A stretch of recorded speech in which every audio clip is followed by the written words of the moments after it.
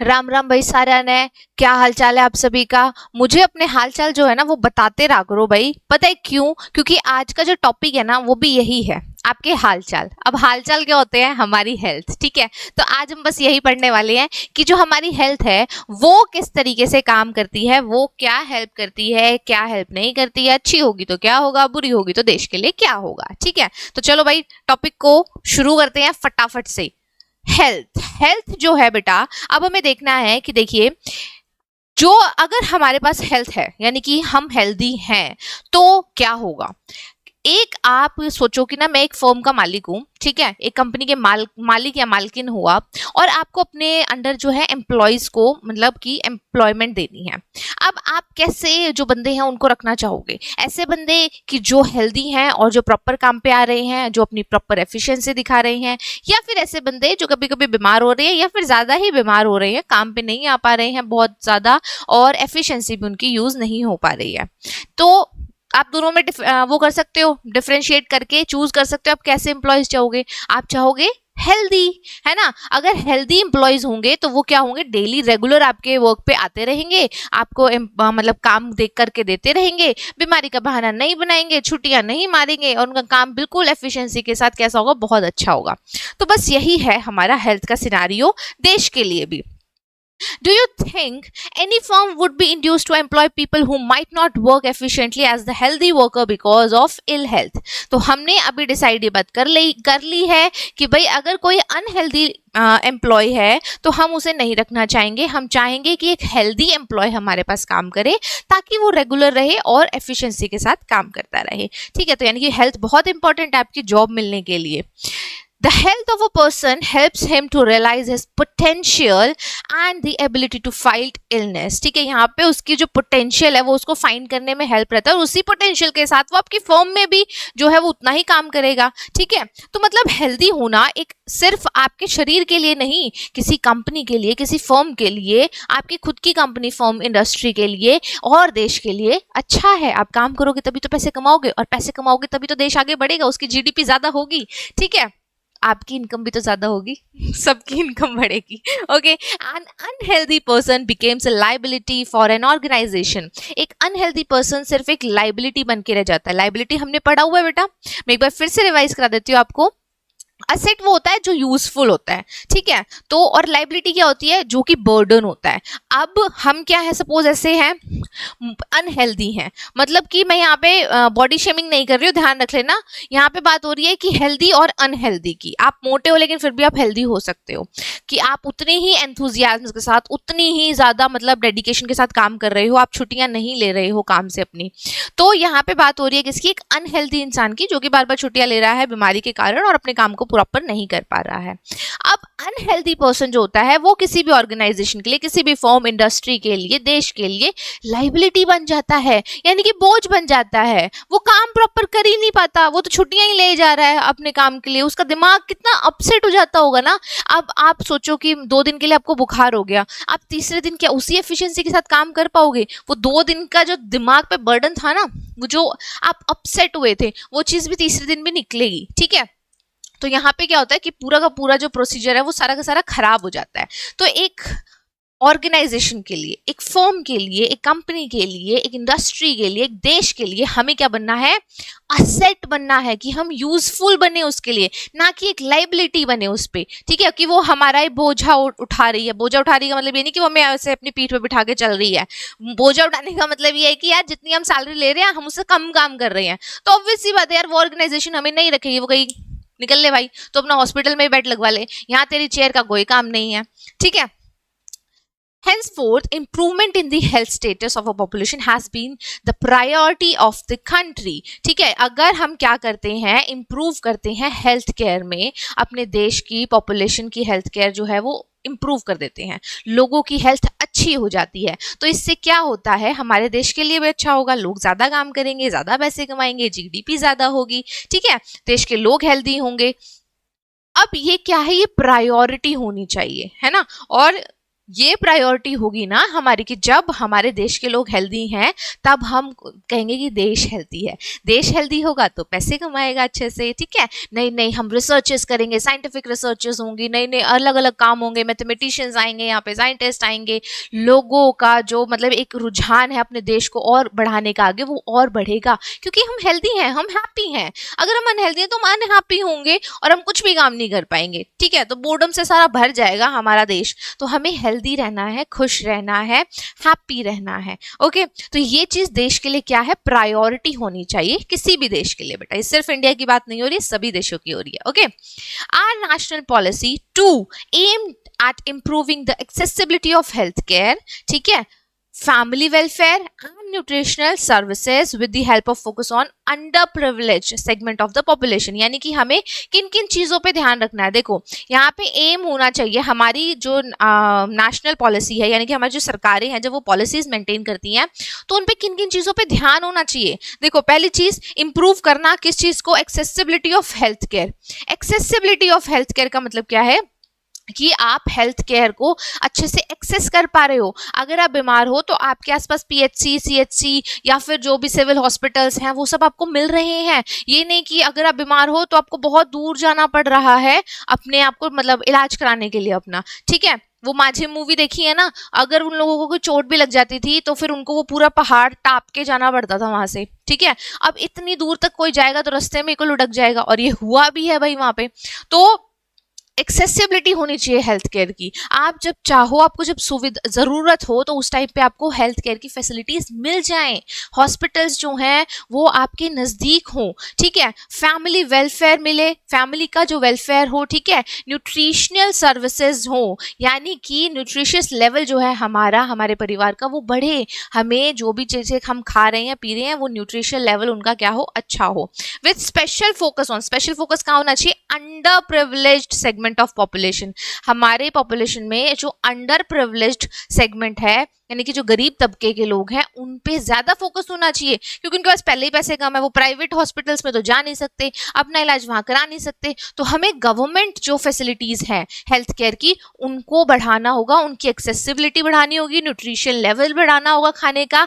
जैसे कि हमारा होता है ना पीडीएस, पब्लिक डिस्ट्रीब्यूशन सिस्टम, ठीक है। पीडीएस सिस्टम याद है भाई, पीडीएस सिस्टम क्या होता है, पब्लिक डिस्ट्रीब्यूशन सिस्टम। जैसे कि रेशन की शॉप्स होती हैं, ठीक है, रेशनिंग की शॉप्स होती है ना, 30 रुपए की चीज, मान लो 30 रुपए किलो गेहूं है लेकिन आपको 2 रुपए किलो में मिल रहे हैं राशन कार्ड के थ्रू। तो ये क्या है, ये पीडीएस सिस्टम है। इससे क्या होगा, न्यूट्रिशियस लेवल लोगों का बढ़ेगा, वो कम पैसे में ज्यादा न्यूट्रिशियस चीजों को एक्सेस कर पाएंगे, गेन कर पाएंगे, उनको ले पाएंगे और फिर खा लेंगे। तो फिर क्या होगा, उनका न्यूट्रिशियस लेवल अच्छा हो जाएगा, ठीक है बेटा। Over the last 5 decades, 5 decades, decades का मतलब क्या होता है, हर एक 10 साल को हम एक डिकेड बोलते हैं। तो हर 5 डिकेड्स का मतलब क्या हो गया भाई, 50 साल, ठीक है। India has built up a vast health infrastructure. Vast का मतलब होता है बहुत बड़ा, बहुत ही, जिसका दायरा बहुत बड़ा हो, उसका वो इंफ्रास्ट्रक्चर इंडिया ने डेवलप कर लिया है। And manpower in the government as well as the private sector, ठीक है। तो मैन पावर को भी क्या करा है, उसमें बढ़ाया है, यानी कि school, colleges, institutions, health care facilities, हमारी हॉस्पिटल्स रिगार्डिंग हेल्थ, इन सबको क्या किया है, ओपन किया है। जैसे स्कूल, हॉस्पिटल में बेड्स वगैरह, उनकी सुविधाएं, डॉक्टर्स, नर्सेज, इन सबको क्या किया है, बिल्ड किया है। और उनकी जो मैन पावर है, ये मैन पावर मैंने बताया आपको, उसको भी बिल्डअप किया है। यहाँ पे देखिए बात हो रही है किसकी, government as well as private sector. Government sector कौन सा होता है बेटा, जिसमें गवर्नमेंट के पास सारे के सारे एक्सेसिबिलिटी होती है, जो भी असेट्स होते हैं, जो भी लाइबिलिटी होती है, जो भी अकाउंटेबिलिटी होती है, वो किसकी होती है, गवर्नमेंट की। प्राइवेट सेक्टर में ये सारी चीजें किसकी होती हैं, प्राइवेट, किसी इंडिविजुअल की, ठीक है। सपोज मैंने एक हॉस्पिटल खोल लिया तो वो प्राइवेट हॉस्पिटल कहलाएगा, लेकिन गवर्नमेंट ने जो हॉस्पिटल खोला है तो उसके सारे असेट, सारी लाइबिलिटी किसके पास है, गवर्नमेंट के पास, तो वो गवर्नमेंट हॉस्पिटल हो गया, ठीक है। दोनों में क्लियर हो रहा है कि गवर्नमेंट सेक्टर क्या होता है, प्राइवेट सेक्टर क्या होता है। गवर्नमेंट सेक्टर में गवर्नमेंट ओन करती है सारी चीजों को, और प्राइवेट सेक्टर में कोई भी प्राइवेट इंडिविजुअल या ग्रुप ऑफ इंडिविजुअल्स जो है उसको ओन करते हैं, उसका स्वामित्व उनके पास होता है। ओके, अब देखिए प्राइवेट सेक्टर क्या होता है, ओन बाय प्राइवेट इंडिविजुअल और कंपनीज, ये मैंने आपको भी बता दिया है। हेल्थ इंफ्रास्ट्रक्चर देख लेते हैं एक बार कि ओवर द ईयर्स जो हमारे पिछले साल थे उनके अकॉर्डिंगली हमारा अभी हेल्थ का जो स्ट्रक्चर है वो कैसा है, बढ़ा है, घटा है, अच्छा हुआ है, बुरा हुआ है, देख लेते हैं एक बार।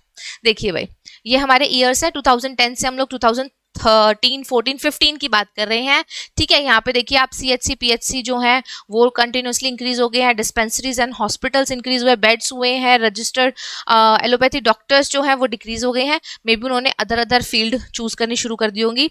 नर्सिंग पर्सनल जैसे कि ANM है, RN है, LHV है, ये सब क्या है बेटा, नर्सिंग डिपार्टमेंट के जो है नाम है, पोस्ट हैं कुछ, तो वो भी कंटिन्यूसली इंक्रीज हुई, यानी कि सब कुछ इंक्रीज हुआ है। अब देखिए SC PHC और CHC जो आपका स्टार्टिंग में जो है इसका मतलब क्या होता है, SC होता है भाई सब सेंटर, PHC होता है प्राइमरी हेल्थ सेंटर, CHC होता है कम्युनिटी हेल्थ सेंटर। ये चीजें हमारी छोटे लेवल की होती है, ठीक है। फिर सिविल हॉस्पिटल होता है, थोड़ा सा और बड़ा होता है, ओके। फिर उसके बाद हम कहते हैं कि भाई हम जो और बड़ा जो सिविल हॉस्पिटल हो गया, फिर और बड़े हो गए हमारे एम्स हो जाता है। तो ये क्या है जो मतलब बड़े छोटे लेवल से शुरू होते हैं डिस्पेंसरीज एंड ऑल, और ठीक है, और फिर बड़े लेवल तक जाते हैं। तो पहले छोटे एरिया को कवर कर रहे हैं, फिर और बड़े एरिया को, फिर और बड़े एरिया को कवर करने वाली ये जो है हेल्थ फैसिलिटीज है, ओके बच्चा।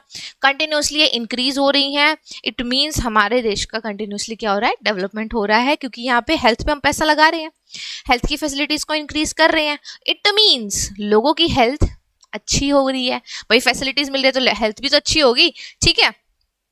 अब देखिए 2015 का हमने क्या करा है, पूरा देख लिया यहाँ पे कि सब कुछ इंक्रीज हो रहा है, हाँ भाई इंक्रीज हो रहा है, और overall it is a good sign of development, okay.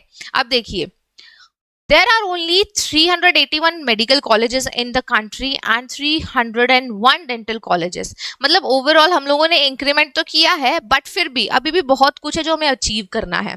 जैसे कि पहली चीज देखिए मेडिकल कॉलेजेस कितने हैं, only 381, so we have to increase the number यार।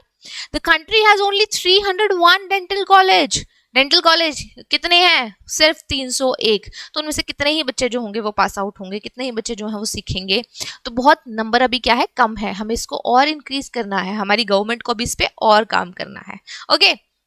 देखिए बहुत इतने सारे स्टेट्स हैं हमारे, 28 स्टेट्स हैं, 8 यूनियन टेरिटरीज हैं, लेकिन उनमें से सिर्फ 4 स्टेट्स ऐसे हैं हमारे पास जिनमें जो है मैक्सिमम नंबर ऑफ कॉलेजेस हैं। बाकियों में है पर इक्का दुक्का है। मैक्सिमम नंबर कहाँ कहाँ पे है भाई, हमारा आंध्र प्रदेश, तमिलनाडु, कर्नाटका एंड महाराष्ट्र, इनमें ही मैक्सिमम नंबर ऑफ कॉलेजेस यहीं पे आते हैं। मतलब आप देखोगे साउथ के एरिया में ही क्या है, ज्यादातर डेंटल और हमारे जो दूसरे जो कॉलेजेस हैं रिगार्डिंग हेल्थ वो यहाँ पे है।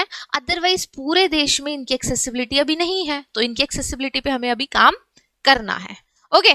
These measures adopted have increased the life expectancy over 68.3 years in 2014। देखो बेटा सबसे पहले समझते हैं कि लाइफ एक्सपेक्टेंसी होती क्या है। ये जो हमने अभी देखा कि भाई हमारी हेल्थ केयर का सिस्टम कंटिन्यूसली क्या हो रहा है, बढ़ रहा है, ठीक है।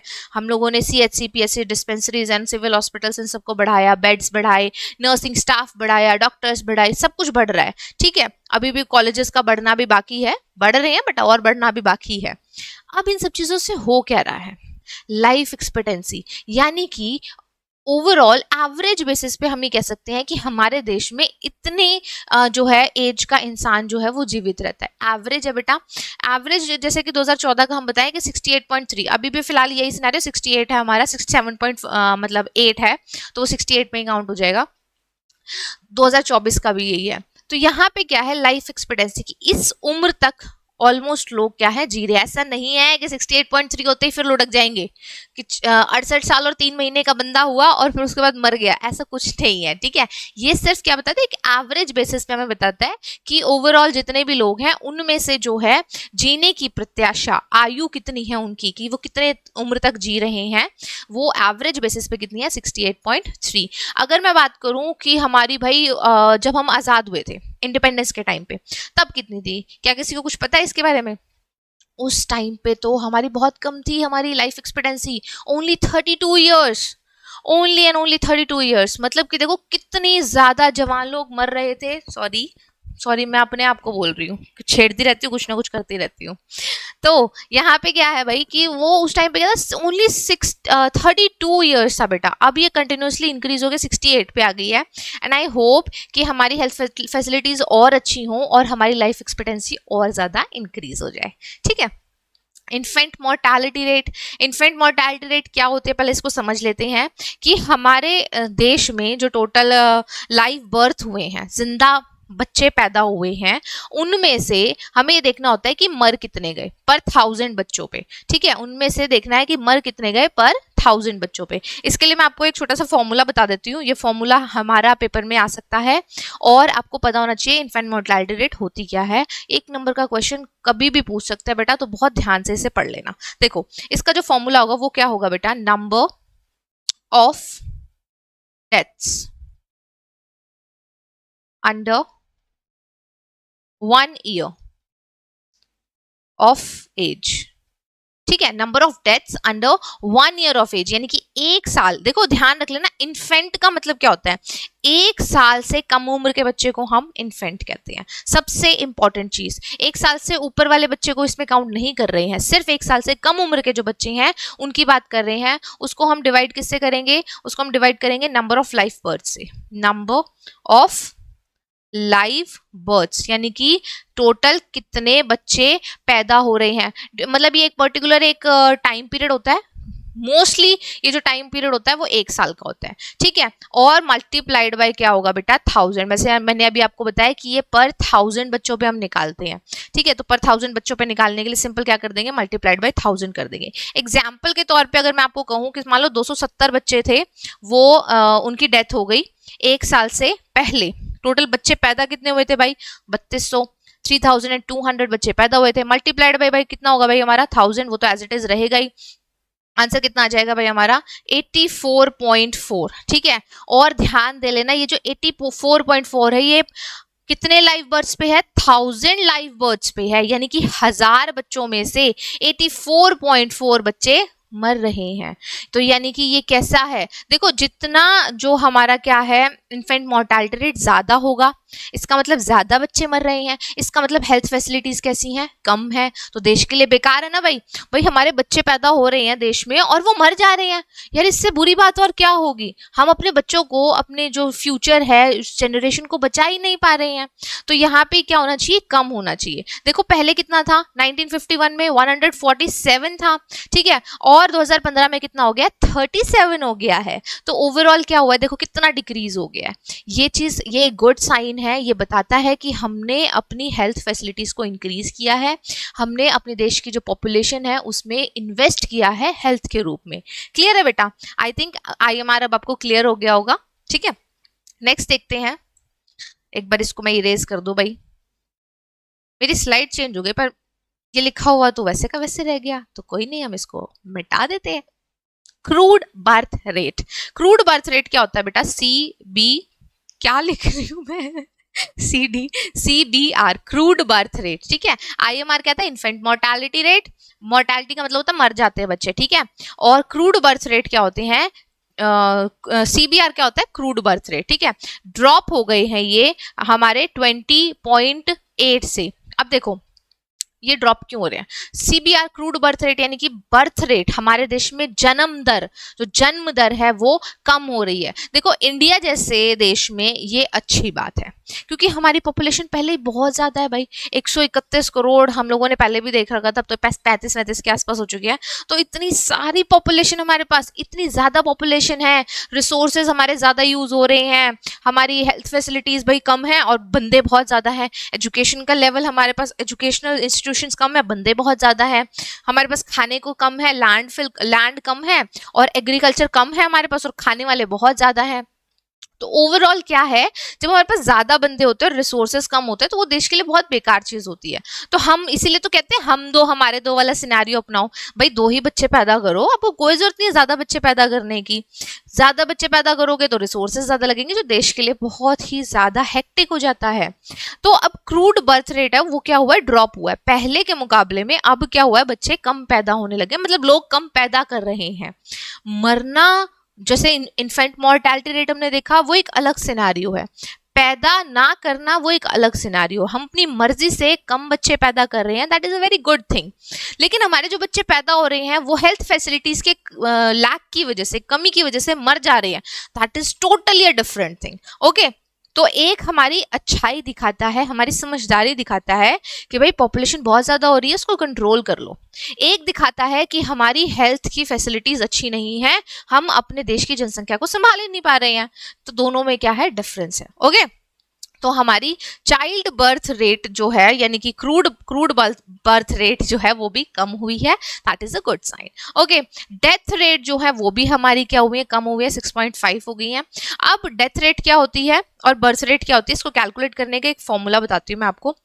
देखो, अगर हमारे जो लाइव बर्थ्स है, लाइव बर्थ्स यानी कि जिंदा जो भी बच्चे हैं, बच्चा पैदा हुआ और जिंदा है, ठीक है, उसको अगर हम डिवाइड करते हैं टोटल पॉपुलेशन से और मल्टीप्लाई कर देते हैं 1000 से, पर 1000 जो है उस पे पर्सन पे ही निकलती है हमारी CBR, ठीक है। तो टोटल पॉपुलेशन में से जो बच्चे, उनके टोटल पॉपुलेशन थी उनमें जितने बच्चे पैदा हुए और उसको मल्टीप्लाई कर दिया 1000 से, तो हमारी क्या निकल जाती है, CBR, crude birth rate. Okay, और ये बर्थ रेट कैसी होनी चाहिए, डाउन होनी चाहिए इंडिया जैसी पॉपुलेशन के लिए। अगर हम अलग अलग देशों का देखें ना बेटा, तो वहाँ पे अलग अलग सिनारियो फॉलो होता है। जहाँ देश में पॉपुलेशन कम है तो वहाँ पे क्या होना चाहिए, वहाँ ये ज्यादा होनी चाहिए। ओके, तो लोगों को अपने जनसंख्या भी तो चाहिए है यार। अगर हम मतलब पॉपुलेशन ही नहीं होगी तो फिर देश आगे कैसे तरक्की करेगा। अब दूसरा क्या होता है बेटा, हमारा डेथ रेट। अब डेथ रेट क्या है, वो ओवरऑल हमारी जो पॉपुलेशन है सेम चीज है, बस उसमें यहाँ पे क्या कर देना, यहाँ पे डेथ कर देना, नंबर ऑफ डेथ्स। और ये जो डेथ्स होती है वो रिगार्डिंग एक कोई भी कॉज रखेंगे, ठीक है, जैसे कि कैंसर के थ्रू मर रहे हैं, कोरोना के थ्रू मर रहे हैं, कोई भी एक कॉज लेंगे यहाँ पे, ठीक है, स्पेशल कॉज होगा, फिर डिवाइडेड बाय पॉपुलेशन जो भी हमारी और मल्टीप्लाइड बाय 1000, सेम चीज है, बस यहाँ पे वहां पे क्या लाइव बर्थ्स है CBR में, और डेथ रेट में क्या है हमारे पास, डेथ्स है।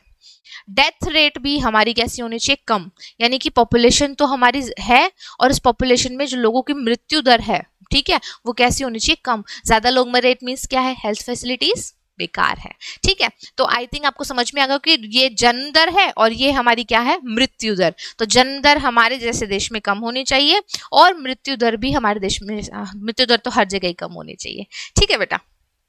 देखिए, अरे भाई ये फिर से रह गया, एक बार इसको फिर से इरेज कर देते हैं, एक सेकंड रुक जाओ भाई, हो गया।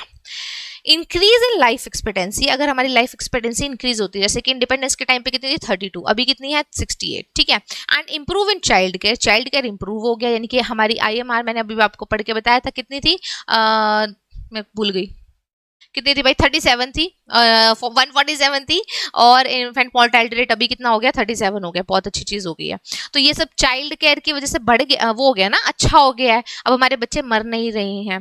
And useful are in assessing the future progress of the country, इससे क्या होगा, हमारी जो फ्यूचर की प्रोग्रेस है वो अच्छी होगी, इसको हम एक्सेस कर पाएंगे, हमारे देश की जो जनता है, पॉपुलेशन है, वो स्वस्थ होगी और खुश होगी। Okay, increase in longevity of life is an marked by self confidence, ठीक है। तो ये हमारे सेल्फ कॉन्फिडेंस को क्या करता है, बूस्ट कर देता है कि हम लोग क्या है, देखिए हमारे जो बुजुर्ग हैं उनका साथ हमें मिल रहा है और हमारी लाइफ एक्सपेक्टेंसी बढ़ गई है।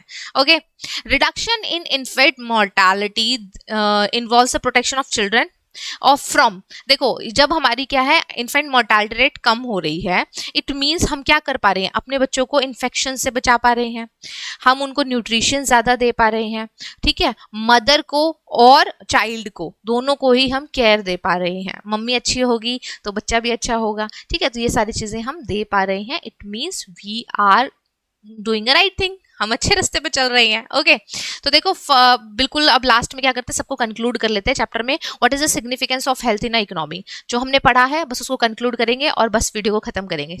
देखिए, health of a population is a significant factor in determining health of the economy in general, यानी कि हमें पता चल जाएगा हेल्थ कैसी है पॉपुलेशन की, उससे हम बता सकते हैं कि हेल्थ कैसी है इकोनॉमी की। अगर हमारे देश में हेल्दी लोग ज्यादा हैं तो इट मीन्स हमारी इकोनॉमी हेल्दी है, पैसा ज्यादा कमाएगी, ज्यादा डेवलपमेंट होगा, बहुत ज्यादा लोग ग्रो कर रहे होंगे हम लोग, ठीक है। पॉपुलेशन वीक है तो हमारे देश की इकोनॉमी भी वीक हो जाएगी। Okay, The good health of a person enables him to realize his full potential, यानी कि अगर हमारे पास क्या है, अच्छी हेल्थ है तो हम अपनी फुल पोटेंशियल के साथ काम करेंगे और अपने देश को आगे बढ़ाने में पूरा सहयोग देंगे। Okay, conversely the unhealthy person, इसी और अगर उल्टा देखें कि जो अनहेल्दी पर्सन है वो क्या बन जाता है, लाइबिलिटी बन जाता है। अभी हमने पढ़ा था हम एसेट नहीं बन पाते हैं, हम क्या बन जाते हैं, लाइबिलिटी बन जाते हैं अपने देश के ऊपर, और वो इकोनॉमी के ऊपर बर्डन क्रिएट करता है, जो कि बिल्कुल बिल्कुल गलत है। हमें ऐसा नहीं बनना है, हमें खुद भी हेल्दी रहना है और देश को भी हमारे ऊपर काम करना चाहिए, मतलब ये PHC CHC सब डिस्पेंसरीज खोल के ओवरऑल। तो ये था हमारा चैप्टर का एक पार्ट जिसका नाम था हेल्थ। हेल्थ के बारे में हमने सारी चीज़ें पढ़ी, क्या होना चाहिए क्या नहीं होना चाहिए। बेटा इसमें हमने जैसे कि infant mortality rate, death rate और CBR हमने देखा है, लाइफ एक्सपेक्टेंसी देखी है। इनका क्या होता है ना, इनके डायरेक्ट क्वेश्चंस आते हैं, तो ये बहुत इंपॉर्टेंट पॉइंट्स हैं। इन सबको आप लोग घर पे अभी रिवाइज ज़रूर कीजिएगा, लिख लिख के इनकी डेफिनेशंस देखिएगा, इनके फॉर्मूले रिवाइज कीजिएगा, क्योंकि ये डायरेक्ट पूछे जाने वाले क्वेश्चंस हैं। ओके, तो मिलते हैं नेक्स्ट वीडियो में नेक्स्ट टॉपिक के साथ। तब तक के लिए bye bye and take care. बहुत जरूरी है, अपना ध्यान रखो। Okay, bye bye.